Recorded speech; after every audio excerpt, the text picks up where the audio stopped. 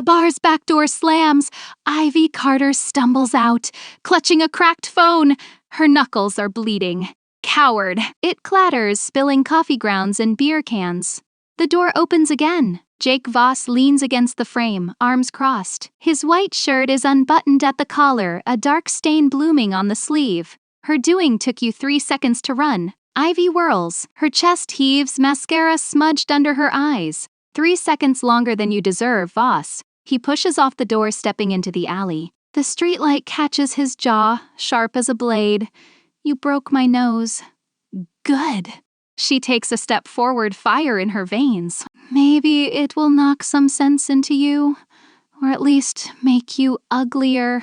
He laughs, a low, rough sound. Cute. Still got that mouth. Still got a fist to shut it with. Her hand twitches. An hour ago at the charity gala, he cornered her. He said her late brother got what he deserved for sabotaging his company. He said she was just as greedy and just as stupid. So she decked him right in front of the mayor, right in front of the cameras. Now, her family's public relations team is probably having a stroke. Jake's thumb brushes his split lip. Your brother cost me $2 million, Ivy. 2 years of work. You think that is a joke? My brother is dead. Her voice cracks. He flinches. Just a little. But she sees it. Good. Let him hurt. Killed in a car crash. Cleaning up your mess, your faulty brakes, your cover-up. He found proof, and you bullshit. He steps closer, crowding her. His cologne smells like cedar and smoke, and it fills her lungs. I did not touch him, and you know it. That is why you have never pressed charges. She shoves him. He stumbles back, but his eyes stay locked on hers. Because you buried the evidence. Or maybe your golden boy brother was not so golden. Her palm connects with his cheek before she can stop it. This time he does not laugh. He grabs her wrist hard. Her breath hitches. His fingers are warm and strong, digging into her skin. You done? Ivy yanks. But he does not let go. Let me go. Say you are sorry. For what? Defending my brother? Go to hell. He leans in so close she can see the flecks of green in his brown eyes.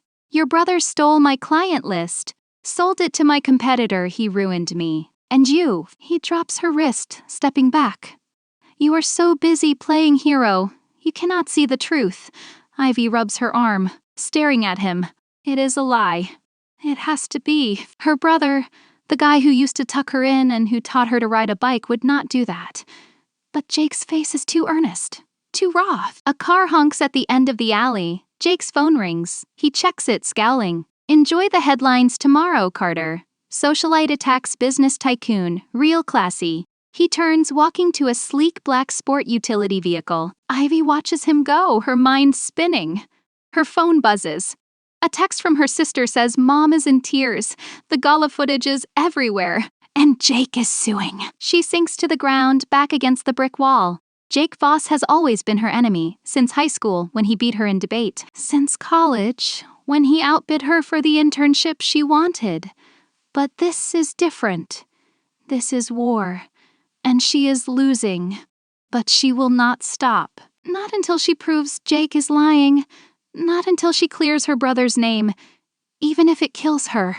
The office is silent. Too silent. Ivy stares at her computer screen, but the words blur. Jake Voss files lawsuit against Ivy Carter, assault and defamation claims. The headline burns. Her assistant, Mia, knocks softly before poking her head in. Your coffee, Miss Carter? And there is someone here to see you. Ivy groans. Tell them I am busy, unless it is a lawyer. Mia winces. It is Mr. Voss. The coffee cup slips from Ivy's hand. It shatters on the floor, dark liquid seeping into the rug. Send him in. Mia scurries out. A moment later, Jake walks in. He is in a tailored suit today, with no trace of the bruise on his cheek. It is like last night never happened. She thinks he is an asshole. He stops by the door, glancing at the broken cup. Rough morning? Ivy stands, crossing her arms. To what do I owe the pleasure, Voss? Come to gloat. Serve me with papers. He pulls a folder from his briefcase and tosses it on her desk. Read that. She hesitates, then flips it open. Photos, bank statements. Emails, her brother's name is on all of them. He is transferring funds to Jake's competitor. He is sharing confidential designs. The dates, amounts, and receipts are all concrete. Ivy's hands shake. This is fake. Jake leans against her desk, palms flat. Is it? Check the timestamp on the emails. The signature's your brother's handwriting, she does. Her throat goes dry. It is his handwriting. The messy loop of his Y letters and the way he dots his I letters with a tiny circle are all there. She would recognize it anywhere. No! Jake's voice softens. I am sorry, Ivy. Do not. She slams the folder shut. Do not you dare. You do not get to act like you care. He steps back, jaw tight. I did not come to hurt you. I came to show you the truth, so you would stop fighting a losing battle. Why now? Why not at the gala? Why wait until you have already destroyed me? Because I did not want to do this in front of everyone. He runs a hand through his hair, looking tired. Your brother was my friend once in college. We started this company together before he bailed. I did not want to drag his name through the mud. Not even for you. The word friend echoes in her head. Ivy laughs in a bitter way, funny way of showing it. Suing me? Letting the world think I am a monster? Your family started the rumors. They said I drove him to his death. I had to defend myself. He pauses. Look, the lawsuit goes away if you drop it. All of it. The accusations, the slander. We walk away. She stares at him. Walk away? After everything? After he let her believe her brother was innocent? After he let her waste months hating him? But the proof is in front of her. Her brother did it. And Jake was the victim? Ivy sinks into her chair, covering her face. I need to think. Jake nods. He takes the folder, but leaves a business card on her desk. Call me when you decide. Anytime. He leaves, closing the door softly behind him. Ivy picks up the card. Jake's number is scrawled in messy handwriting on the back with the words, I am sorry for everything. Her phone rings. It is her mom. She takes a deep breath and swipes to answer. Hey, Mom. Yeah, I saw the news. I am fine. Listen, we need to talk about Ethan. As she speaks, her eyes stay on the card. Jake Voss. Her enemy, maybe. But for the first time, she is not sure. The rain hits the window like a fist. Ivy sits on her couch, the folder open on her lap. She has read it 3 times. For each time, the truth stings sharper. Her brother, Ethan, golden, kind, her hero, was a thief, a liar, and she'd spent 2 years defending him, hating Jake for a crime he didn't commit. Her phone buzzes. Jake's name lights up the screen. She stares at it, fingers hovering over the answer button. What would she even say? Sorry I punched you. Sorry I ruined your reputation. Sorry I was wrong. The buzz stops. A text comes through. Saw your lights on. You okay? Ivy scoffs. Since when does Jake Voss care if she is okay?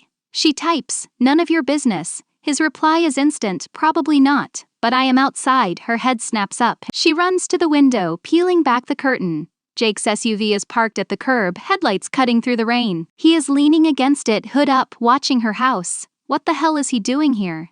She grabs her jacket, storms out the door. The rain soaks her hair, her shirt, but she doesn't care. Are you stalking me now, Voss? He turns, rain dripping from his jaw. Just checking in. Why? He shoves his hands in his pockets because you looked like you might break when I left your office. And I've been there. Where wrongfully accused, betrayed by someone you trusted? Her voice is sharp, but he doesn't flinch. Yeah, that. He steps closer, rain mixing with the shadow in his eyes. Ethan and we were kids starting a company in my garage. He was the brains, I was the workhorse. We promised each other we'd make it big. Then one day he stopped showing up. Took our client list, our prototypes, everything. Left me with a mountain of debt and an empty garage. Ivy's throat tightens. She'd never heard this part. Ethan had never mentioned Jake. Not once. Why didn't you tell anyone? She asks. He laughs, bitter. Who would believe me? He was the Carter golden boy. I was just some kid from the wrong side of town. Your dad threatened to sue me if I said a word, said he'd ruin what was left of me. Her dad, the man who'd cried at Ethan's funeral, who'd called Jake a monster in every interview. Ivy feels sick. You should have told me, she says. I tried. At the funeral. You punched me, called me a liar. Oh, right. She had rain drips down her face, mixing with tears she didn't know she was crying. "I am sorry," she whispers. Jake's gaze softens. He reaches up, brushing a wet strand of hair from her face. His touch is gentle, warmer than she expects. Ivy freezes. Her heart races, a strange flutter in her chest. This is Jake Voss, her enemy. But his hand is on her cheek and his eyes are looking at her like she is not a monster. Like she is someone. He drops his hand, stepping back. "Come inside, you'll catch a cold." She nods, turning to go. "Jake," she says, pausing. He looks at her. "Thank you for telling me all of it." He nods, a small, almost smile tugging at his lips. "Good night, Ivy." She goes inside, closing the door. But she stands there, leaning against it, listening to his SUV drive away. Her phone buzzes again. A text from him, "Sleep well, please." Ivy smiles just a little. Maybe enemies can change. Maybe she can, too. The diner bell jingles when Ivy walks in. Jake's sitting in the back booth, a coffee mug in front of him. He looks up and his face softens. "Took you long enough." Ivy slides into the booth across from him, grinning. "Fashionably late. You should know that by now." He snorts, but there is a laugh in his eyes. It has been 3 days since the rain. 3 days of texts, of awkward calls, of tiptoeing around the new thing between them. No more yelling. No more fists. Just talking about Ethan, about their past, about the way the sun hits the city skyline at dusk. It is weird. Nice, but weird. The waitress comes over, refilling Jake's coffee. "What'll it be, honey?" Ivy orders a stack of pancakes. Jake raises an eyebrow. "Chocolate chips." "Duh," she says. "Best part." He shakes his head, but he is smiling. "So," she says, cutting into her pancakes when they arrive. "The lawsuit. You really gonna drop it?" He nods, sipping his coffee. "Already did. Filed the paperwork this morning." Ivy's shoulders relax. "Good. My family's lawyers were about to stage an intervention. Your mom still hates me." "With a passion," she says, grinning. "Says you are a bad influence. Can't argue with that." He leans forward, elbows on the table. "I was thinking maybe we could do this again. Not just talk about the past, I mean, dinner or something." Ivy's heart skips. Dinner. With Jake Voss, her former enemy. Her brother's ex-best friend. But when she looks at him, his messy hair, the way he is nervously tapping his foot, she can't say no. "Sure," she says, "but you are paying for the lawsuit. For the coffee, for the nose I broke." He laughs loud enough to make the couple at the next table glance over. "Deal." They finish their food, talking until the diner's half empty. Jake walks her to her car, hands in his pockets. "Friday night?" he asks. "Friday's good." He leans against her car door, blocking her from opening it. "One more thing," he says, voice low. Ivy's breath catches. He is closer than he was in the rain. Close enough that she can smell his cologne, see the flecks of gold in his eyes. "What?" she whispers. He leans in, pressing a soft kiss to her cheek. "See you Friday," he says, stepping back. Ivy touches her cheek, warmth spreading through her.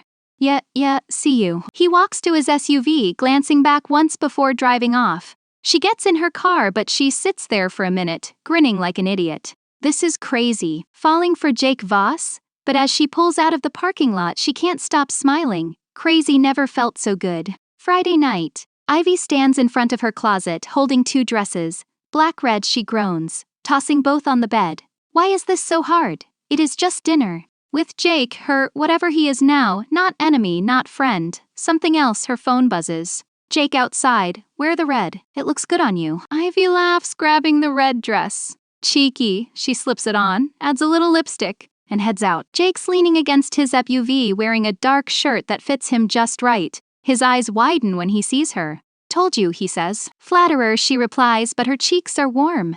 He opens the car door for her and they drive to a little Italian place downtown. No cameras, no drama, just candlelight and soft music. They talk about everything, his favorite childhood movie, her terrible singing, the way he still has a scar on his knee from falling off a bike when he was 10. Ivy forgets to be nervous, forgets about Ethan, about the lawsuit, about all the years they spent hating each other.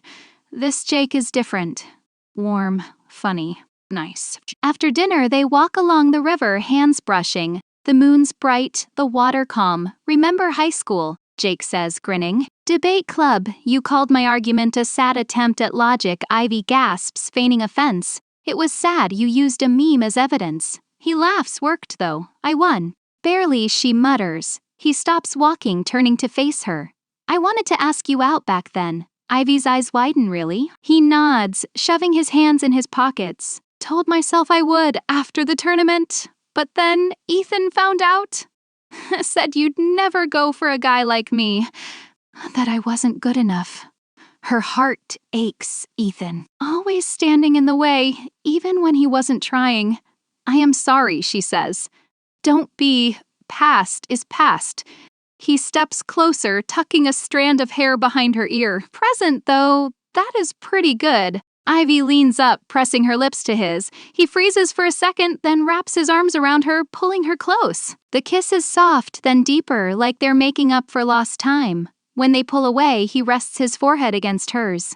About time, he whispers. She grins. Took you long enough. They walk back to the car holding hands, no more enemies. Just two people finally on the same side. The sun streams through the kitchen window. Ivy stirs the pancake batter, humming. Jake's leaning against the counter, watching her, a coffee mug in hand. It has been a month. A month of stolen kisses, lazy mornings, and learning to be together. No more secrets, no more lies. Just them. Your phone's ringing, Jake says, nodding at the counter. Ivy wipes her hands, picking it up. Her mom's name flashes.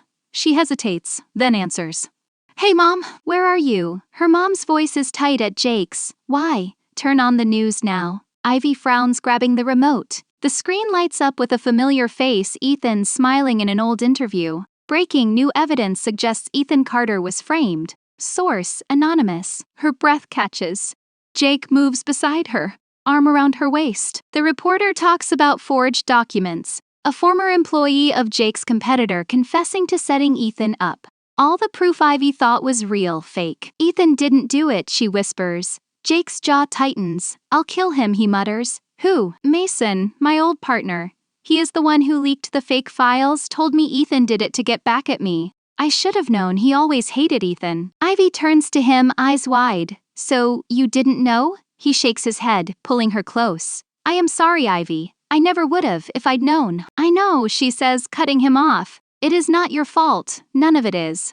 Her phone rings again, her mom. She answers, voice steady. Mom, I saw. Yeah, I am okay. Jake's with me. No, it is fine. We'll figure this out. She hangs up, turning to Jake. He cups her face, pressing a kiss to her forehead. Want to go ruin Mason's day, he asks, grinning. Ivy laughs, nodding. Absolutely. They spend the afternoon tracking Mason down, gathering evidence, handing it all over to the police. By evening, Mason's in custody. The news runs the story. Ethan Carter exonerated. Jake Foss and Ivy Carter speak out. They stand on the courthouse steps, holding hands as reporters shout questions. Are you two together? One asks. Jake looks at Ivy, smiling. Absolutely. She leans into him, warmth spreading through her. Enemies, then strangers, then, more. It wasn't easy, but it was worth it. That night, as they lie in bed, Jake wraps his arm around her. Hey, he says, voice soft. I love you. Ivy grins, pressing a kiss to his chest. Finally, took you long enough, he laughs, pulling her closer. The past is past and the future, it is theirs. Thanks for watching. Follow for more romance stories.